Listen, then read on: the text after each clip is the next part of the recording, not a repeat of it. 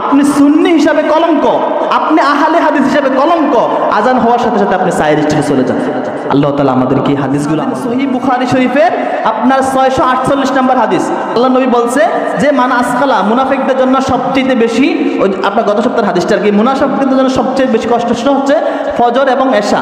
তারপরে বলছে লাকাদ হামামতু, আমি চাই যে আন আমারা মুয়াজ্জিনান, মুয়াজ্জিন অথবা অন্য কাউকে নামাজের ইমামতি করাইতে দিয়ে আমি চাই যে আমার যুবকদেরকে নিয়ে তাদের ঘরগুলো জ্বালিয়ে দেয়, যারা ঘরের মধ্যে নামাজ পড়ে, তাদের ঘরগুলো আমি জ্বালিয়ে দিই। সহিহ বুখারীর হাদিস, তাদের ঘরগুলো আমি জ্বালিয়ে দিতে চাই যারা ঘরের মধ্যে নামাজ পড়ে।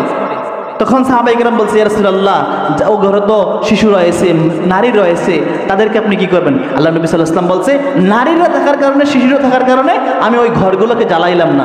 মুআজ্জাজ হাজিরিন, জামাতে না আসলে এত বড় ভয়াবহতা, আর নামাজ দিয়ে আমরা আজান দেওয়ার সাথে সাথে সাইড স্টেজে চলে যাই। মসজিদের পাশ থেকে আজান হওয়ার সাথে সাথে আমি বড় সুন্নি, আমি অনেক বড় সুন্নি দাবি করি, আমি অনেক বড় আহলে হাদিস দাবি করি, আমরা সবাই এখানে ধরা, আমরা সবাই কিন্তু এখানে ধরা। আজান হওয়ার সাথে সাথে আমরা সাইড স্টেজে চলে যাই। আপনি সুন্নি হিসাবে কলঙ্ক, আপনি আহলে হাদিস হিসাবে কলঙ্ক। আজান হওয়ার সাথে সাথে আপনি সাইড স্টেজে চলে যান। আল্লাহ তাআলা আমাদেরকে এই হাদিসগুলো আমল করার তৌফিক দান করুক। সকলকে বল জমা দেই করে নিই।